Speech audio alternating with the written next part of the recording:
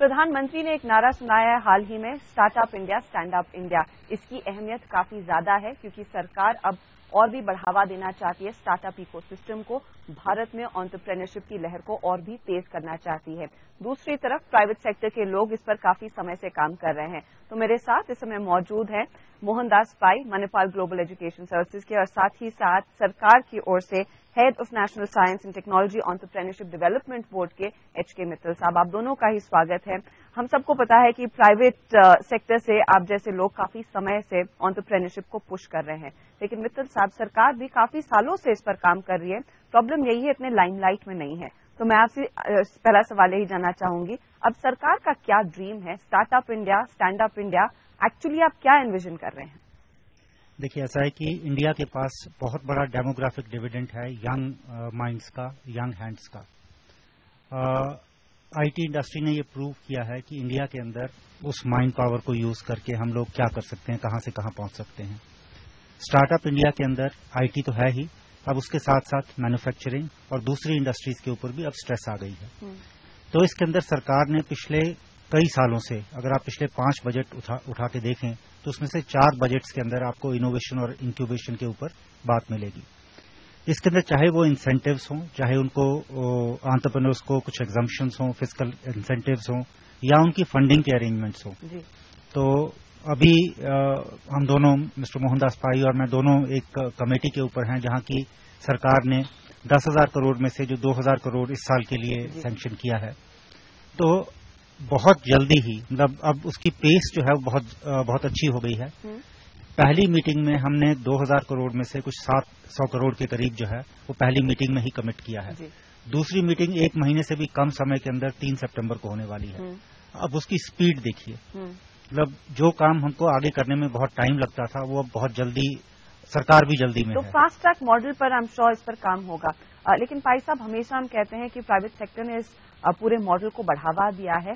अब आपको लग रहा है कि अगर सरकार और प्राइवेट इंडस्ट्री साथ में मिलकर काम करे तो एक रेवोल्यूशन, और इजराइल हो या फिर सिलिकॉन वैली हो, उसको हम आसानी से पीछे छोड़ देंगे?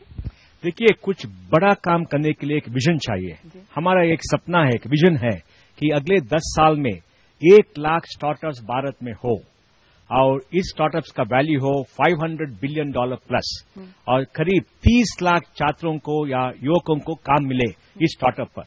1997 में वो उस वक्त की एनडीए सरकार ने एक 108 पॉइंट प्रोग्राम किया थी IT इंडस्ट्री के लिए। उस प्रोग्राम से अभी एक $160 बिलियन हो गई है, $100 बिलियन ऑफ एक्सपोर्ट्स, और 35 लाख लोगों को काम मिला है। सो हम चाहते हैं कि इस प्रोग्राम को हमारे प्रधानमंत्री दिनों में कहा कि stand up India, startup India इसका एक मेंटर बने, चीफ मेंटर बने और कुछ ध्यान दे। देखिए, अभी तो 18,000 स्टार्टअप्स हुए बेंगलुरु, भारत देश में करीब $75 बिलियन का वैल्यू है, और 3 लाख लोग काम कर रहे हैं उधर। हर साल करीब भारतवर्ष में 3,500 से 4,000 तक स्टार्टअप हो रहे। बेंगलुरु में 1,200 से 1,500 स्टार्टअप हो रहे हैं। तो हमारा बहुत बड़ा सपना है, क्योंकि हमने देखा है कि जो युवक है भारत के, उसमें रोष है, उसमें बहुत पैशन है, वो स्टार्टअप करना चाहते हैं, बहुत इनोवेटिव है। इसलिए इनोफेस्ट जो हो रहा है इसमें इनोवेशन शोकेस करने के लिए है, क्योंकि एंटरप्रेन्योरशिप तो आगे बढ़ रही है लेकिन इनोवेशन ज्यादा नहीं है। तो इनोवेशन करनी है, इनोवेशन करने के लिए शोकेस करना है। तो ये तो हम सरकार के साथ काम कर रहे हैं। हमको बहुत खुशी है कि जो हमने सरकार से मांगा है, सरकार ने उससे ज्यादा हमको दिया है। मित्र साहब, अब क्योंकि सरकार अब काफी एक्टिवली इन्वॉल्व रहेगी, आपका डिपार्टमेंट एंटरप्रेन्योरशिप को डेवलप करने पर जोर दे रहा है।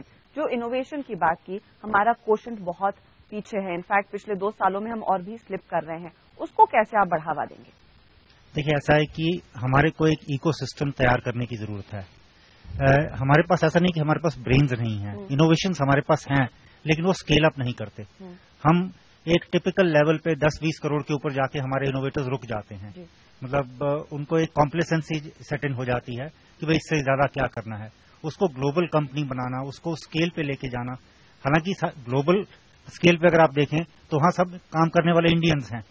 मतलब instead of remaining a knowledge worker can be a knowledge entrepreneur. वो एक चीज करने की जरूरत है, और सरकार की तरफ से इसके ऊपर बहुत स्ट्रेस है।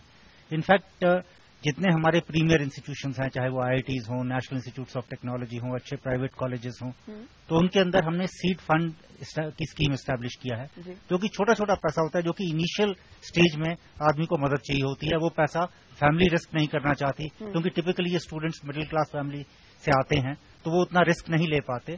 तो वो रिस्क जो है, जहां रिस्क की बात आती है, नए प्रोडक्ट को डेवलप करने के लिए, नए प्रोडक्ट को मार्केट में उतारने के लिए, वो जो है वो रिस्क सिर्फ पब्लिक सेक्टर ले सकता है जी। तो ये जो है, ये सरकार इस तरफ काफी ध्यान दे रही है। इनफैक्ट अभी मैं पिछले हफ्ते IIT बॉम्बे में था, तो वहां तो मतलब ये एक कहावत बन गई है कि यहाँ के स्टूडेंट अगर बाहर जाके शाउट करें कि मेरा स्टार्टअप चालू करना है, तो 10 लोग फंडिंग लेके सामने खड़े हो जाते हैं।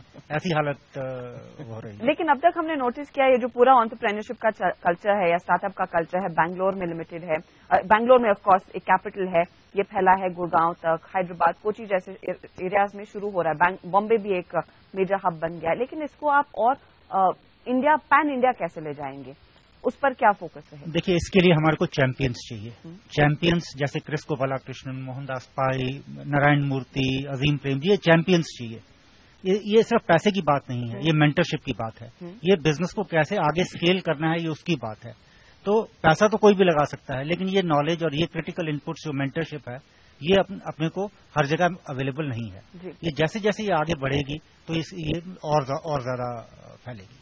छोटे शहर में भी हो रहा है। हम तो एक महीने पहले जयपुर में थे, एक थाई इवेंट था, 100 स्टार्टअप्स थे उधर, और ये स्टार्टअप्स को करीब 60 करोड़ का फंडिंग मिला था। एक स्टार्टअप था कार देखो, जिसका वैल्यूएशन था 400 मिलियन। टाटा ने पैसा लगाया। वो तो स्टार्टअप्स हर जगह में है, लेकिन आप लोग जो उनसे बात नहीं करते हैं, इसलिए लोगों को पता नहीं करते। इसलिए मुझे कार देखो का एग्जाम्पल पता था। लेकिन सब अगर यहाँ पर ज्यादा से ज्यादा लोग आ रहे हैं, अब अगर हम CNBC आवाज की मैं बात आपको बताऊं, हम पहुंचते हैं कई लोगों से। धनबाद में काम हो रहा है, ग्वालियर जैसे एरियाज में जहां पर हमें अंदाजा नहीं था, लोग अपनी खुद की कंपनी चला रहे हैं, स्टार्टअप ही है, कोई छोटा उद्योग नहीं है। अब सवाल ये है कि उन तक वो तमाम फैसिलिटीज कैसी पहुंचाए जाए, और आप जैसे लोग या फिर इंडस्ट्री उसको कैसे फुलफिल करेगी? देखिए, फुलफिल करने के लिए पहली बात मैं जो कहता हूं कि जो स्टार्टअप्स के एंटरप्रेन्योर है, वो तो हमारा हीरो बनने हैं। तो उनको एक देश में एक स्थिति देनी है, एक स्टेटस देनी है।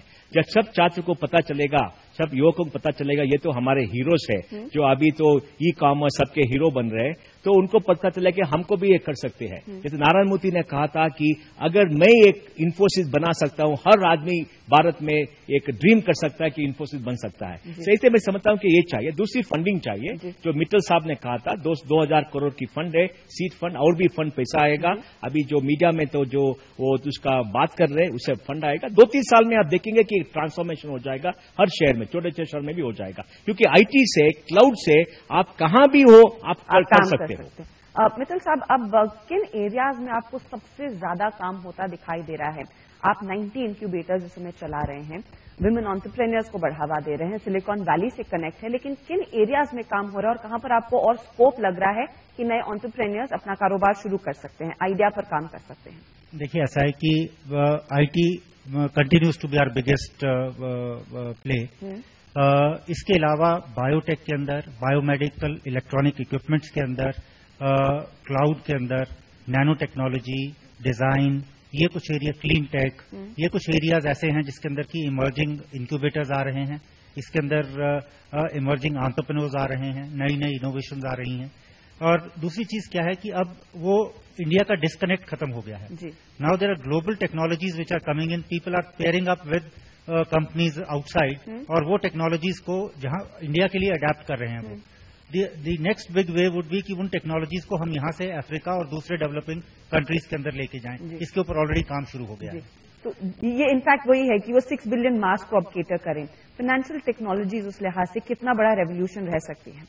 ये तो डिसरप्टिव हो रही है, क्योंकि फाइनेंशियल टेक्नोलॉजी में जो वैल्यू चेन है, हर part of the value chain को डिसरप्शन हो रहा है। ताकि देखिए, पीयर टू पीयर लेंडिंग हो रहा है, peer to peer money transfer हो रहा है, ये मोबाइल वॉलेट भी आ रहा है। और मैं समझता हूं कि अभी जो इनोवेशन हो रहा है 5 साल के आगे, आप देखेंगे पेमेंट बैंक आ रहा है। इससे मैं देखेंगे कि एक कॉम्पिटिटिव सेक्टर हो जाएगा, एफिशिएंसी आ जाएगा। देखिए, 150 साल के पहले इंडस्ट्रियल रेवोल्यूशन हुआ था, उससे एक सप्लाई चेन बनी थी, सेंट्रलाइजेशन हुआ था। अभी 3D प्रिंटिंग से और रोबोटिक्स से ये ऐसा हो सकता है कि हर कम्युनिटी एक सेल्फ सेंटर कम्युनिटी हो सकती है। आप तो आपके नेबर के पास जाके एक कार को आप 3D प्रिंटिंग करके आप कार ले सकते हो, वो तो हो सकता है। अभी टेक्नोलॉजी आ गया है, तो मैं समझता हूं कि आगे जो करने के लिए एक पहले हमको एक हीरोज चाहिए, फंडिंग चाहिए, उसके बाद में उसको रिकग्निशन चाहिए और थोड़ा कुछ फाइनेंशियल सपोर्ट चाहिए, ताकि कि ये सब स्टार्टअप्स भारत की समस्या को हल कर रही है। पहले जो हुआ आईटी इंडस्ट्री का, वो दुनिया का समस्या को हल किया, अभी तो ये सभी भारत की समस्या को हल कर रही है, इसलिए मैं बहुत एक्साइटेड हूँ। ओके, बहुत बहुत धन्यवाद। एक जरा सी मैं वो करना चाहूंगा, कितना फायदा है डिजिटल इंडिया का। मेरे एक साथी ने 10 तारीख को रिटर्न भरा, 21 तारीख को उसका रिफंड जो था वो उसके बैंक में था।